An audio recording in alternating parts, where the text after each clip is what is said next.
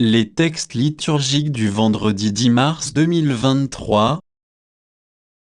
Première lecture. Voici l'expert en songe qui arrive. Allons-y, tuons-le. Genèse 37, 3, 4, 12, 13 à 17 b 28. Lecture du livre de la Genèse. Israël, c'est-à-dire Jacob, aimait Joseph plus que tous ses autres enfants, parce qu'il était le fils de sa vieillesse, et il lui fit faire une tunique de grand prix. En voyant qu'il leur préférait Joseph, ses autres fils se mirent à détester celui-ci, et ils ne pouvaient plus lui parler sans hostilité. Les frères de Joseph étaient allés à Sichem faire paître le troupeau de leur père. Israël dit à Joseph, « Tes frères ne gardent-ils pas le troupeau à Sichem? Va donc les trouver de ma part. » Joseph les trouva à Dothan. Ceux-ci l'aperçurent de loin et, avant qu'il arrive près d'eux, ils complotèrent de le faire mourir. Ils se dirent l'un à l'autre, « Voici l'expert en songe qui arrive. C'est le moment, allons-y, tuons-le, et jetons-le dans une de ces citernes. Nous dirons qu'une bête féroce l'a dévoré, et on verra ce que voulaient dire ces songes. » Mais Rouben les entendit, et voulut le sauver de leurs mains. Il leur dit, « Ne touchons pas à sa vie. » Et il ajouta, « Ne répandez pas son sang, jetez-le dans cette citerne du désert, mais ne portez pas la main sur lui. » Ils voulaient le sauver de leurs mains et le ramener à son père. Dès que Joseph eut rejoint ses frères, ils le dépouillèrent de sa tunique, la tunique de grand prix qu'il portait. Ils se saisirent de lui et le jetèrent dans la citerne, qui était vide et sans eau. Ils s'assirent ensuite pour manger. En levant les yeux, ils virent une caravane d'Ismaélites qui venait de Galaad. Leurs chameaux étaient chargés d'aromates, de baume et de myrrhe qu'ils allaient livrer en Égypte. Alors Juda dit à ses frères, « Quel profit aurions-nous à tuer notre frère et à dissimuler sa mort? Vendons-le plutôt aux Ismaélites et ne portons pas la main sur lui. Car il est notre frère, notre propre chair. » Ses frères l'écoutèrent. Des marchands madianites qui passaient par là retirèrent Joseph de la citerne. Ils le vendirent pour 20 pièces d'argent aux Ismaélites, et ceux-ci l'emmenèrent en Égypte. Parole du Seigneur. Psaume. Psaume 104, 105, 4 à 5 à 6, 16 17, 18 19, 20 21.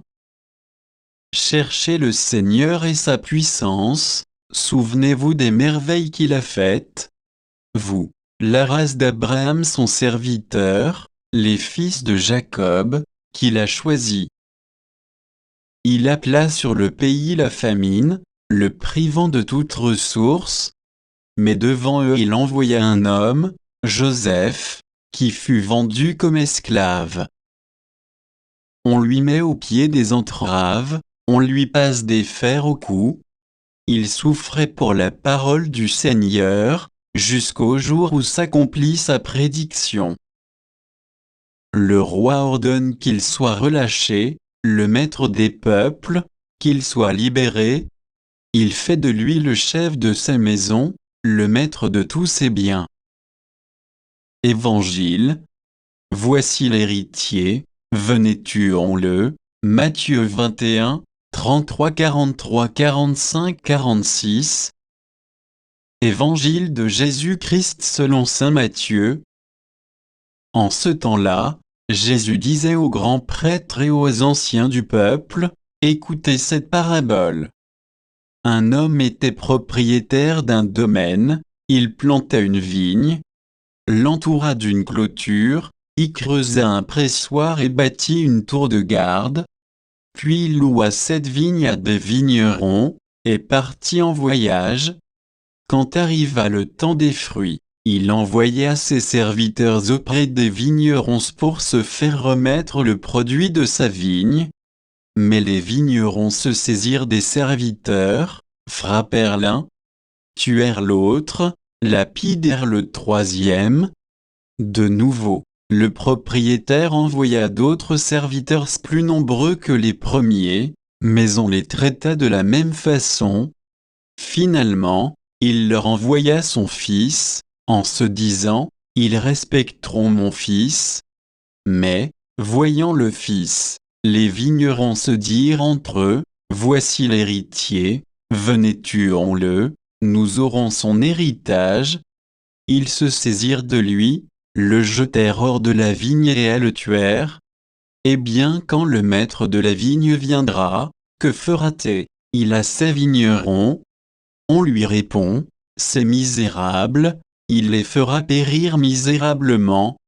Il louera la vigne à d'autres vignerons, qui lui en remettront le produit en temps voulu. Jésus leur dit, n'avez-vous jamais lu dans les Écritures? La pierre qu'ont rejetée les bâtisseurs est devenue la pierre d'angle. C'est là l'œuvre du Seigneur, la merveille devant nos yeux.